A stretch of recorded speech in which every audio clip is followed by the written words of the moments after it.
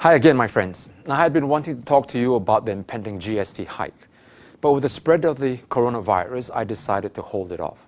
Until now, that is, because next Tuesday, 18th February, Mr. Heng Swee Keat is going to announce the budget.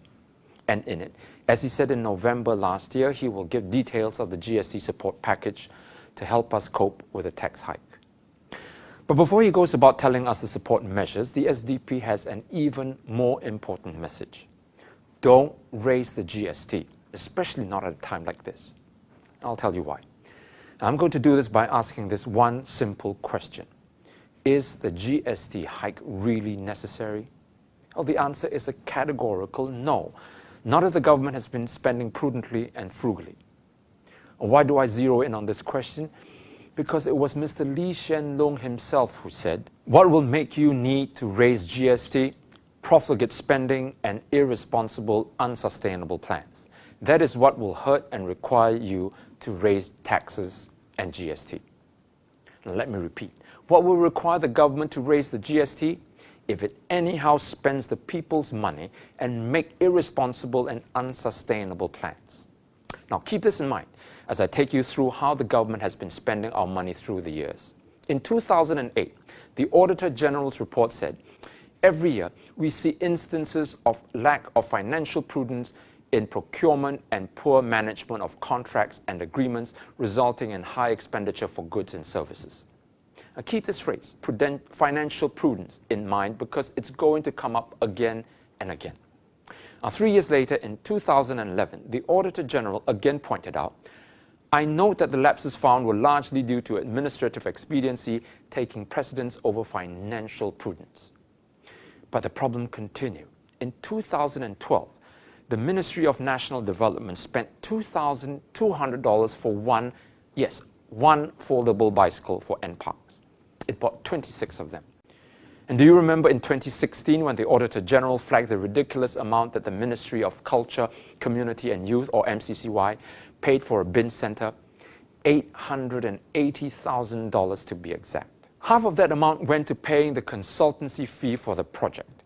The AGO pointed out that there was inadequate assessment of the reasonableness of the exceptionally high consultancy fee. There was also the redevelopment of the Victoria Theatre and Concert Hall, where 164 contracts were awarded. Out of these, 47 of them had works carried out before the contracts were approved. And get this, the delays for some of the contracts were up to 3.5 years.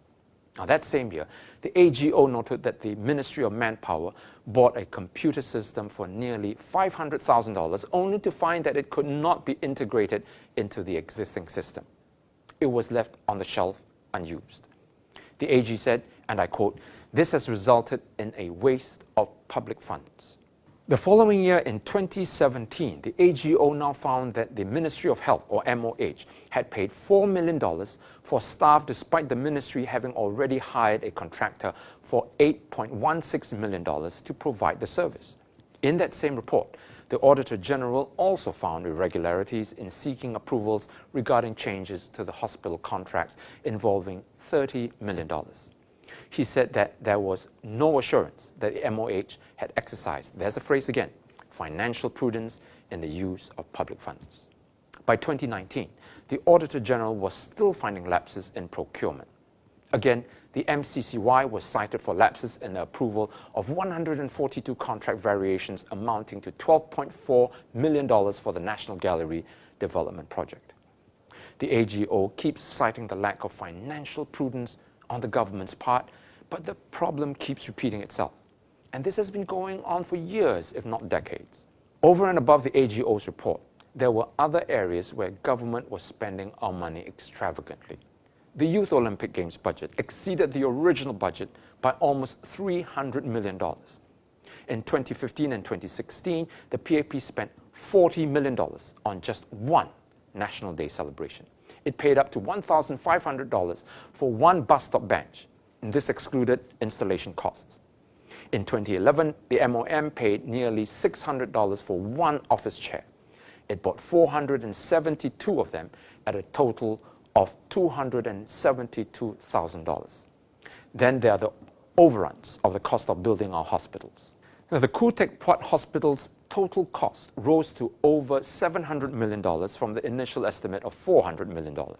The Koo family donated $125 million. The cost of Ng Teng Fong Hospital has been variously reported from $635 million to $700 million to $800 million to $1 billion. The Ng family also gave $125 million. In 2017, Mr. Khaw Boon Wan said that the Bukit Panjang LRT was constructed as an afterthought and built because of political pressure. This afterthought cost the taxpayers $285 million. Then there was the case of the government wanting to find another name for Marina Bay when it was first completed. Can you remember that? It paid $400,000 to a brand consultancy firm to come up with a new name. Now, after months and much deliberation, it was decided that the best name was, you guessed it, Marina Bay. And what about Jewel Changi? The government had built it for $1.8 billion. It was basically just another shopping center with the usual retailers and eating outlets, of course, with a waterfall built in the middle. The new attraction seems to be drawing shoppers away from the dying Orchard Road and cannibalizing the market in other shopping malls across the island. Even then, some of the stores at Jewel is reporting falling human traffic and sales barely 1 year into its opening in April 2019. All this started to happen even before the outbreak of the coronavirus. According to a prominent property analyst, we have more than 4 million square feet of vacant retail space in the third quarter of 2019. Why on earth did we spend such a staggering sum on another shopping center when we've already got an oversupply of retail space? Add to this an exodus of retailers out of Singapore, and you begin to see the folly of building a mega shopping mall at the airport. Sasa, the chain selling cosmetics, closed all its 22 stores across the island.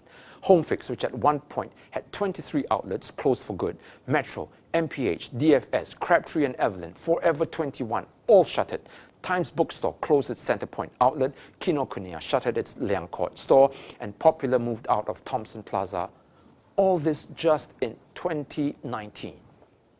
In the midst of all this, we built Jewel. Hand on heart, can we say that this was a wise expenditure of public funds? Or was this just another vanity construction?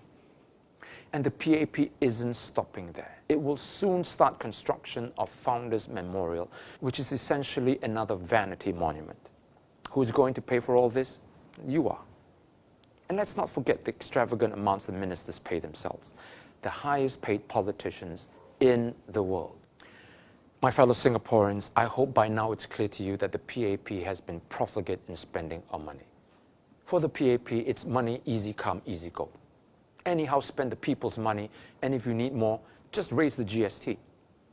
The SDP has this one important message. Only when you exercise financial discipline and stop the profligate spending of our hard-earned money can you raise the GST, not before.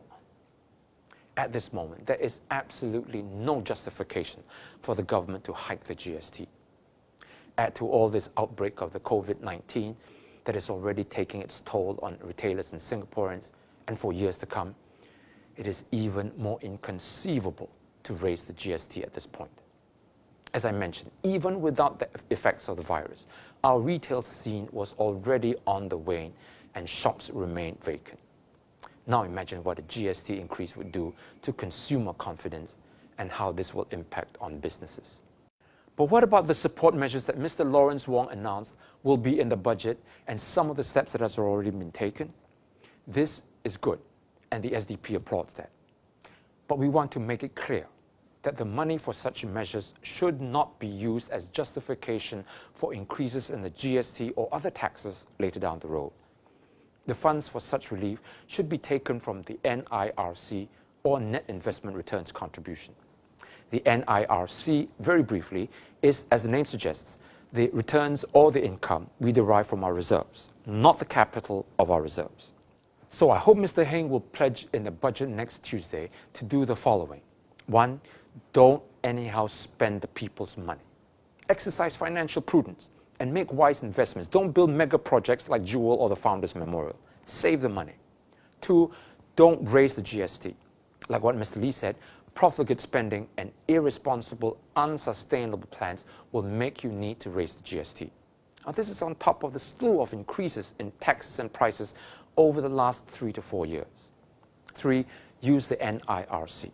Help Singaporeans and businesses recover from this virus situation by using the NIRC for support measures, and promise Singaporeans that the government will not recover the costs by raising taxes at a later stage and add to the financial burden of the people. If we do these, then we can make things work, help the country get through this trying period, and then get us on the road to better times. And before I wrap up, I want to leave you with this message. As the coronavirus situation deepens, let's spare a thought for those doing battle with the virus, putting their own health at risk to keep us safe. To all of you on the front line, on behalf of everyone at the SDP, I say a heartfelt thank you. To all of those who have been infected, our thoughts are with you and we wish you a speedy recovery. For the rest of us, let's rise to the occasion and not indulge in ugly behavior that causes more distress for the community.